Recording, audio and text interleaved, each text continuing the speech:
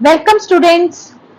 आज कुछ एक और क्वेश्चंस हम हेरिडिटी और एनवायरनमेंट पे करेंगे, क्योंकि ज्यादा से ज्यादा क्वेश्चन करेंगे तो ज्यादा से ज्यादा कंसेप्ट हमारा क्लियर होगा। तो पहला क्वेश्चन हम लेकर चलते हैं। पहला क्वेश्चन है, heredity is the term that denotes the process through विच।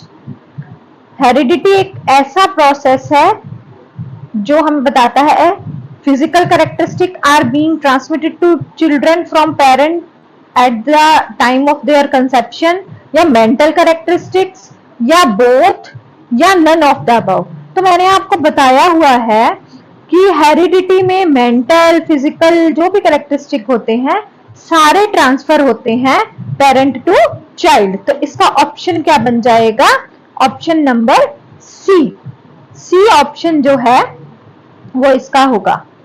फिर उसके बाद नेक्स्ट क्वेश्चन है इन हेरिडिटी। सेकेंड क्वेश्चन देखिएगा,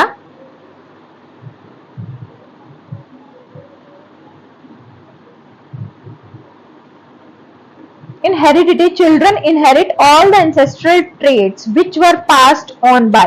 heredity में जो बच्चे हैं वो सारे अपने ancestors के मतलब अपने पूर्वजों के traits पास ऑन करते हैं their parents through the reproduction process, passed on by the society, passed on by the environmental processes, none of the above। तो हमें पता है कि जो हेरिडिटी में क्या होता है, कैरेक्टरिस्टिक हमारे पेरेंट्स के थ्रू रिप्रोडक्शन नाम के प्रोसेस, या हिंदी में जिसको प्रजनन कहते हैं, उसके थ्रू हमारे अंदर वो ट्रेट्स आते हैं।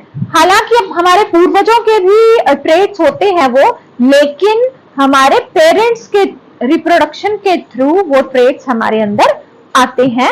तो इसका ऑप्शन रहेगा option 1 A. A option, their parent through the reproduction process। Next question है, the trait that come from heredity can be changed, can't be changed, is not fixed, या is temporary। तो change हो सकते हैं या नहीं हो सकते, या फिक्स है या टेम्परेरी है। तो मैंने आपको पहले भी बताया हुआ कि जो हेरिडिटी के होते हैं वो स्टैटिक होते हैं, मींस चेंज नहीं हो सकते।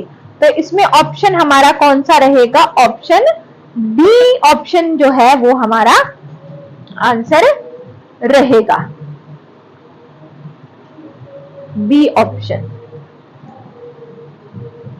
उसके बाद है हमारा the broad concept of heredity includes, मतलब ब्रॉडर जो कंसेप्ट है, विस्तृत कंसेप्ट हेरिडिटी का, वंशानुक्रम का जो कंसेप्ट है उसके अंदर क्या क्या आएगा? The process which brings the mental and behavioural traits of a parent to child, means जो मेंटल और बिहेवियरल ट्रेट्स हैं एक पेरेंट के वो बच्चे में आएंगे, या sum total of inborn individual traits, या जो भी टोटल है मतलब सारा जोड़ है जो इंडिविजुअल के जो पैदा हुआ है वो सारे ट्रेट्स, या include the intellect level, IQ level, या टेम्परामेंट, टेम्परामेंट होता है नेचर किसी का, कंपैशन, टाइडीनेस एंड मोर, या ऑल ऑफ द अबव। तो मैंने आपको बताया हुआ है कि हेरिडिटी में मेंटल, बिहेवियर, आईक्यू वगैरह ये सारी फिजिकल कैरेक्टरिस्टिक्स, ये सारी चीजें आती हैं।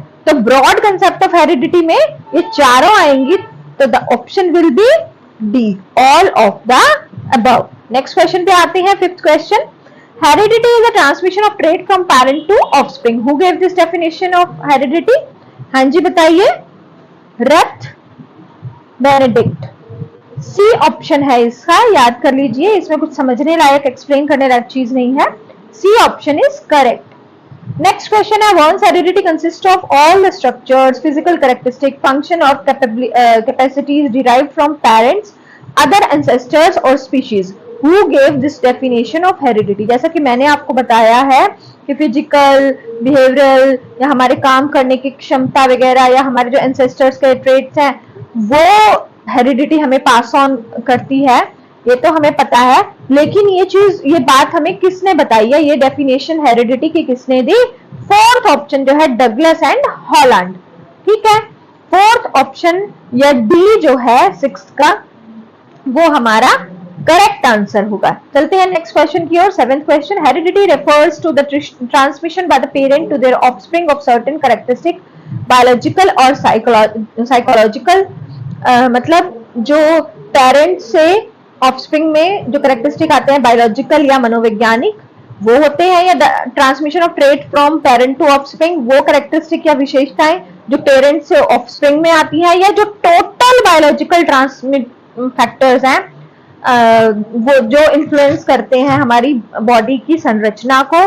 तो इनमें से कौन सा रहेगा? ये तीनों ही रहेंगे। हाँ जी, जो हमारा डी ऑप्शन है, answer D, all of the above 7th में, वो will be the right option. फिर नेक्स्ट क्वेश्चन की ओर चलते हैं। वंस हेरिडिटी कंसिस्ट ऑफ, अब आपको धीरे धीरे पता चल गया होगा कि हेरिडिटी का कंसेप्ट क्लियर काफी हो गया होगा कि हेरिडिटी में क्या क्या चीजें आती हैं। स्टैटिक कंसेप्ट है ना, एंसेस्टर से जो भी मिला वो है।